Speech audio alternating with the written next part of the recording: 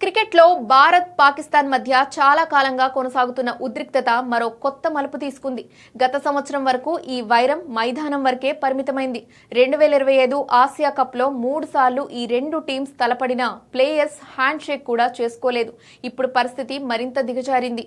ఎందుకంటే Pakistan cricket board ICC పురుషుల T20 ప్రపంచ కప్ 2026లో భారత్తో ఆడమని ప్రకటించింది. కానీ టోర్నమెంట్లో మాత్రం మిగిలిన మ్యాచ్లు ఆడుతుంది. పాకిస్తాన్ ప్రభుత్వం సలహా ప్రకారం భారత్తో జరగాల్సిన గ్రూప్ స్టేజ్ మ్యాచ్ను వదులుకోవాలని పాక్ క్రికెట్ బోర్డు నిర్ణయించింది.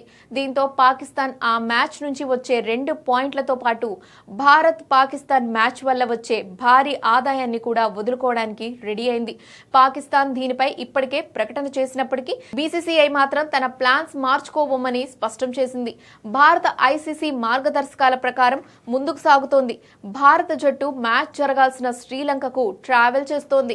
ఇతర నార్మల్ గేమ్స్ తరహాలోనే ప్రిపేర్ అవుతోంది. నివేదికల ప్రకారం టీమ్ ప్రాక్టీస్ సెషన్స్ నిర్వహిస్తోంది. అఫీషియల్ మీడియా మీటింగ్స్ కు హాజరవుతోంది. సమయానికి స్టేడియానికి చేరుకుంటోంది. Team India captain Suryakumar Yadav toss కోసం కూడా వస్తాడని భావిస్తున్నారు. ఈ విషయంలో బీసీసీఐ వైఖరి చాలా స్పష్టంగా ఉంది. మ్యాచ్ రిఫరీ అధికారికంగా మ్యాచ్ ను రద్దు చేసే వరకు వెయిట్ చేయాలని డిసైడ్ అయింది.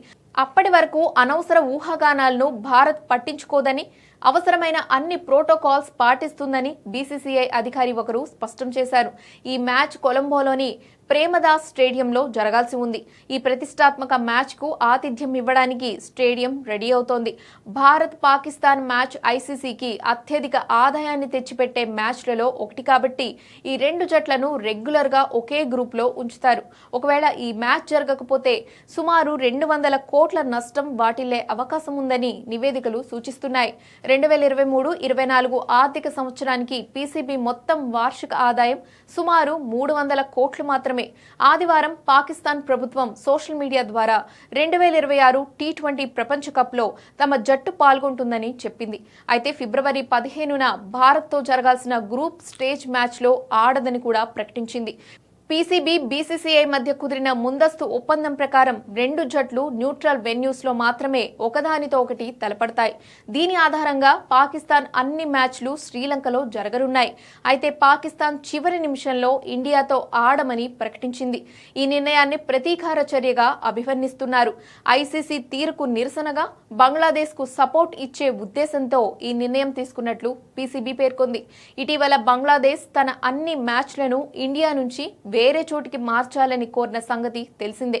కానీ చివరి నిమిషాల్లో అది కుదరదని ఐసీసీ చెప్పడంతో బంగ్లా టోర్నీ నుంచి తప్పుకుంది. వారి ప్లేస్ లో ఐసీసీ స్కాట్లాండ్ ను ఆడించాలని నిర్ణయించింది. బంగ్లా రిక్వెస్ట్ ని కాదనడానికి తగిన కారణాలు కనిపించలేదని పాకిస్తాన్ క్రికెట్ బోర్డు భావిస్తోంది. పాకిస్తాన్ వైఖరిని ఐసీసీ తేలిగ్గా తీసుకోలేదు. మ్యాచ్ బహిష్కరణకు సంబంధించి పాలక మండలి ఇప్పటికే పీసీబీకి హెచ్చరిక జారీ చేసింది. పాకిస్తాన్ ను మొత్తం టోర్నమెంట్ ను బహిష్కరించవద్దని హెచ్చరించింది. దీని తర్వాత తీవ్రమైన పరిణామాలు సంభవించవచ్చని పేర్కొంది.